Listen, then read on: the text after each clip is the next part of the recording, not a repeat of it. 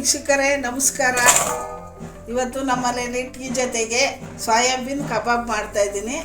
ಅದಕ್ಕೆ ಮಸಾಲೆ ಮಿಕ್ಸ್ ಮಾಡ್ಕೋಬೇಕು. ಮೈದಾ ಹಿಟ್ಟು 1 ಸ್ಪೂನು, ಅಕ್ಕಿ ಹಿಟ್ಟು 1 ಸ್ಪೂನು, 200 ಗ್ರಾಮ್ ಸೋಯಾಬೀನ್ ತೊಗೊಂಡಿದ್ದೀನಿ. ಕಾರ್ನ್ಫ್ಲೋರ್ 1-2 ಸ್ಪೂನು, ಅಚ್ಚ ಖಾರದ ಪುಡಿ 1 ಸ್ಪೂನು, ಶುಂಠಿ ಬೆಳ್ಳುಳ್ಳಿ ಪೇಸ್ಟು, ಸೋಂಪು 1 ಟೀ ಸ್ಪೂನ್ ಚಿಕ್ಕದ್ರಲ್ಲಿ, ಗರಂ ಮಸಾಲ ಚಿಕ್ಕ ಸ್ಪೂನಲ್ಲಿ 1 ಸ್ಪೂನು, ಮೊಸರು 2 ಸ್ಪೂನು, ಸಾಲ್ಟು. ಇದೇನು ನೆನೆಸಿಲ್ಲ, ತೊಳೆದು ಇಟ್ಕೊಂಡಿರೋದು. ಇದು ಉಪ್ಪು ಖಾರ ಮಸಾಲೆ ಎಲ್ಲ ಮಿಕ್ಸ್ ಮಾಡಿ 10 ನಿಮಿಷ ಇಡಬೇಕು. ಇವಾಗೆಲ್ಲ ಮಿಕ್ಸ್ ಮಾಡ್ತೀನಿ, ಎಲ್ಲ ಹಾಕಿದ್ದೀನಿ, ಮಿಕ್ಸ್ ಮಾಡ್ತೀನಿ.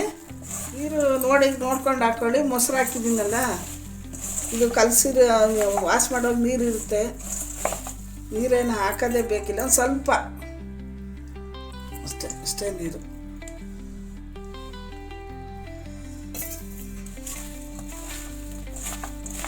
ಸ್ವಲ್ಪ ನೀರು ಹಾಕ್ತಾಯಿದ್ದೀನಿ.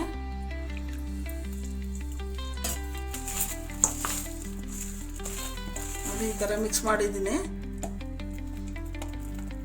ಇದು 10 ನಿಮಿಷ ನೆನಿಬೇಕು. ಮಸಾಲೆ ಎಲ್ಲ ನೆನೆ ಹಾಕಿಡಬೇಕು. ಎಣ್ಣೆ ಕಾಯಕ್ಕಿಟ್ಟು ಬೇಯಿಸ್ಕೊಳ್ಳೋಣ.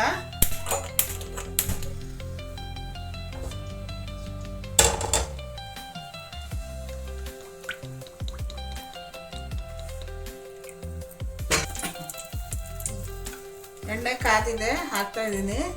ಸೋಯಾಬೀನು ಗಟ್ಟಿ ಇತ್ತು ಸ್ವಲ್ಪ, ನಾನು 1/4 ಅವರ್ ನೆನೆಸ್ಕೊಂಡಿದ್ದೀನಿ. ತುಂಬ ಗಟ್ಟಿ ಇದ್ದರೆ ಸ್ವಲ್ಪ ಜಾಸ್ತಿ ನೆನೆಸ್ಕೊಂಡ್ಬಿಟ್ರೆ 20 ನಿಮಿಷ ಆದ್ರೂ ನೆನೆಸ್ಕೊಳ್ಳಿ.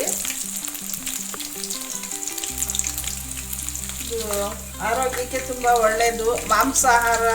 ಮಾಂಸಾಹಾರಿ ತಿಂದೇ ಇದ್ದವರಿಗೆ ಇದು ತುಂಬಾ ಒಳ್ಳೆಯದು. ಪ್ರೋಟೀನ್ ಇರುತ್ತೆ, ಆರೋಗ್ಯಕ್ಕೂ ಒಳ್ಳೆಯದು. ಅವಾಗವಾಗ ಮಕ್ಕಳಿಗೆ ಈ ಥರ ಮಾಡಿಕೊಡಿ. ನೀವು ಈ ಥರ ಮನೇಲಿ ಮಾಡಿ ಹೇಗಿದೆ ಕಮೆಂಟಲ್ಲಿ ತಿಳಿಸಿ.